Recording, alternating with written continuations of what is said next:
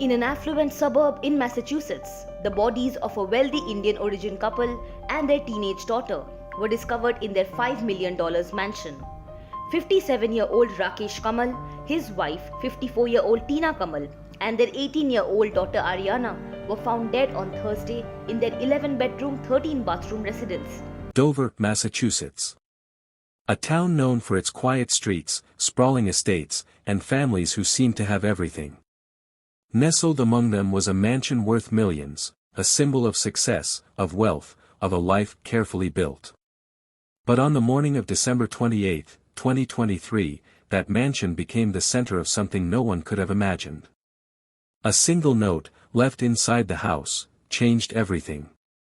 It read, "Before entering, call the police to first check 3 bedrooms on the 2nd floor." For law enforcement, that note was more than a request, it was a warning. Officers stepped inside, their footsteps echoing against the marble floors, past chandeliers and grand staircases that had once been filled with life. They followed the instructions, moving toward the 2nd floor, toward the rooms that had been marked.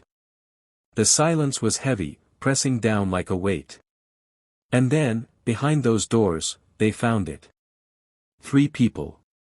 3 bedrooms. 3 lives, ended. The Kamal family, Rakesh, his wife Tina, their daughter Ariana, were gone. The man who had built this life, the man who had called this mansion home, had taken it all away in a single, irreversible act. But why? What could push a man from fortune to something so final? As investigators searched for answers, they uncovered a story of wealth slipping through fingers, of desperation hidden beneath luxury, of a family standing at the edge of something they could no longer control. This is the story of how everything unraveled. December 2023. Dover, Massachusetts. A place where manicured lawns stretch for acres and gated driveways lead to estates worth millions. It is the kind of town where crime is rare, where tragedy feels like something that happens somewhere else. But on the morning of December 28, that illusion shattered. Inside a sprawling mansion on Wilson's Way, police made a discovery that would send shockwaves through the community. Rakesh Kamal, his wife Tina, and their daughter Ariana, gone. A family that had once appeared to have everything was now at the center of a case so devastating, it would leave those who knew them searching for answers that might never come. Who were the Kamals?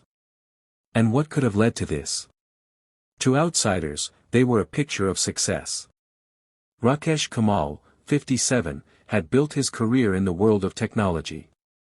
He wasn't just another businessman, he was a man who had seen wealth, who had moved through the circles of high achievers, who had, at one point, stood on the very peak of financial success. But in the years leading up to that December morning, cracks had begun to form beneath the surface. Tina Kamal, 54, was more than just a wife and mother. She was deeply involved in her community, respected among parents and educators at Milton Academy, where she served as president of the Upper School Parents Association. She was the kind of woman people turned to, the kind who seemed to hold everything together. And then there was Ariana Kamal, 18. A bright young woman, recently graduated from Milton Academy, now a freshman at Middlebury College. She had her whole life ahead of her. A future that would never come. Their deaths didn't just leave an empty house behind. They left a void in a community that struggled to comprehend how something so horrific could happen to a family that, from the outside, seemed untouchable. What had gone wrong? As investigators pieced together the events leading up to that December day, a disturbing picture began to emerge. One of a family drowning in financial trouble, of a man who had once held power but was watching it slip through his fingers, and of a decision so unthinkable that no one saw it coming. The Kamals weren't just another wealthy family living in a mansion. They were a family on the brink of losing everything. And on the day they were supposed to walk away from their home forever, everything came to a violent end. Beneath the surface of the Kamal's picture-perfect life, cracks had been forming for years, cracks that would eventually give way to a collapse no one could have predicted. Their mansion, once a symbol of wealth and prosperity, had become a looming reminder of everything they were about to lose. Behind closed doors, Rakesh Kamal was drowning. His career in software development had once been lucrative, but his financial empire had crumbled under the weight of mounting debt. The mansion on Wilson's Way, valued at nearly $5 million, was no longer an asset, it was a burden. The Kamals were on the brink of losing everything, and there was no way to stop it. Despite their affluent lifestyle, the reality was much different. The Kamals were buried under a $3.8 million mortgage and a mountain of personal loans that had spiraled out of control. By 2023, Rakesh had exhausted every option: refinancing, loan modifications, even selling off assets. Nothing had worked. The numbers didn't add up.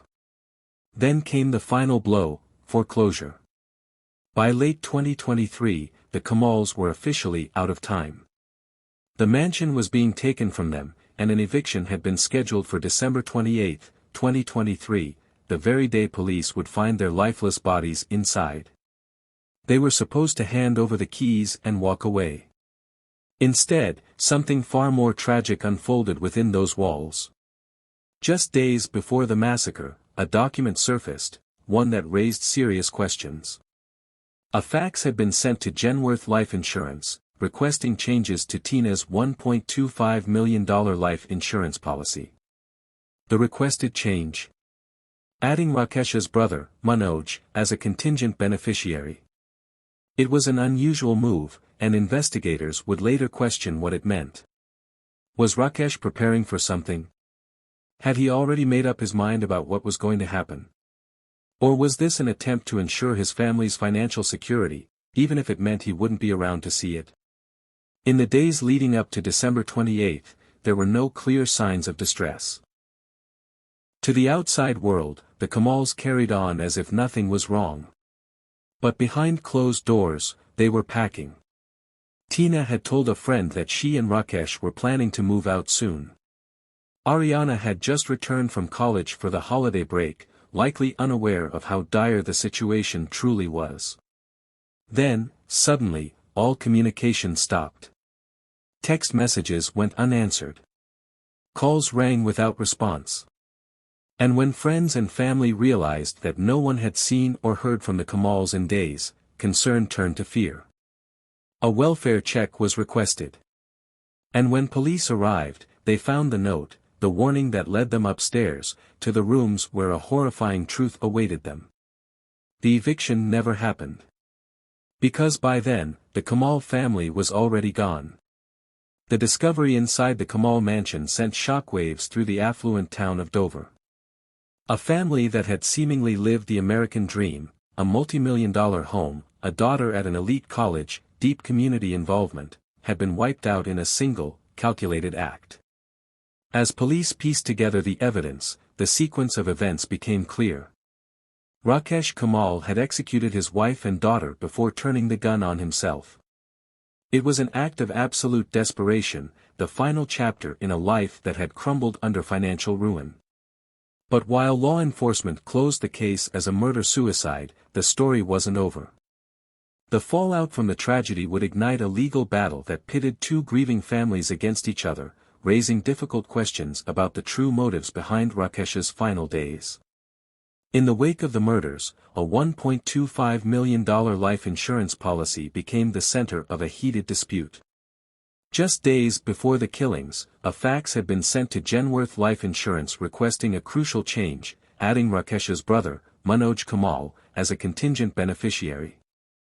It was an unusual move, one that would not go unchallenged. Tina's brother, Sandeep Bedi, stepped forward, questioning the legitimacy of the policy change. To him, the timing was more than suspicious. Why would Tina, a woman who was so deeply devoted to her daughter, suddenly make changes to a life insurance policy so close to her death? The implications were staggering. If the change was legitimate, it meant that Rakesh had planned the entire thing. That he had made sure his family was eliminated while ensuring that the money stayed within his side of the family. It didn't take long for the case to end up in court. Sandeep Bedi argued that the policy change should be voided, insisting that Tina would never have agreed to such a decision willingly. He painted a picture of a man who was unraveling, desperate to hold on to whatever financial power he could. On the other hand, Manoj Kamal maintained that everything was in order. That his brother's final days were not a calculated scheme, but the tragic outcome of a man who saw no other way out. For months, the legal battle dragged on, forcing painful truths about the Kamal family's final moments to resurface again and again. Eventually, the court sided with Tina's brother, Sandeep Bedi. The ruling declared that the policy change was invalid, preventing the payout from going to Rakesh's family. But while the legal battle may have found a resolution, the emotional scars remained. The Kamal family was more than just a headline. Tina was a beloved figure in the Milton Academy community, a woman who had dedicated time and energy to helping others. Ariana was an 18-year-old with dreams, with friends, with a future. And just like that, they were gone. For those who knew them, the tragedy left more questions than answers. How could a man who once had so much, who had built a successful career, who had been a part of a tight-knit community, end up making such a devastating decision? How did no one see this coming? In the weeks following their deaths, candlelight vigils were held, and friends and family gathered to honor the lives that had been lost. But behind the mourning, there was an uncomfortable truth: this could have been prevented. The signs had been there. The financial strain. The foreclosure. The mounting stress that had pushed Rakesh to his breaking point. But in a world where success is measured by the size of your home, your career, your ability to maintain an image, how often do people suffer in silence, too afraid to ask for help? In the end, the Kamal mansion, once a symbol of status, became a haunting reminder of everything that had gone wrong. The home that was supposed to be a fresh start for a new owner was now marked by tragedy. The foreclosure process continued, but selling a property tied to such a horrific event would prove difficult. As time passed, the headlines faded, replaced by new tragedies, new scandals. But for those who had known the Kamals, the questions never truly disappeared. Could someone have intervened? Could this have been stopped? Or was this a tragedy set in motion long before anyone realized what was happening? One thing remained certain: behind the doors of even the most beautiful homes, there can be struggles no one sees. The tragic end of the Kamal family raises difficult but necessary questions. Could this have been prevented? Were there warning signs that were overlooked? And how many more families are suffering in silence, trapped by financial pressure and personal despair, with no clear way out? We want to hear from you. What do you think led to this heartbreaking decision? Could someone have intervened before it was too late? Share your thoughts in the comments below. If you found this case compelling, subscribe to Secret in the Dark for more in-depth true crime stories, where we uncover the hidden truths behind some of the most shocking cases. And if you believe in raising awareness about the silent struggles that can lead to devastating consequences, share this video. Sometimes, just recognizing the warning signs can make all the difference. Thank you for watching, and we'll see you in the next case.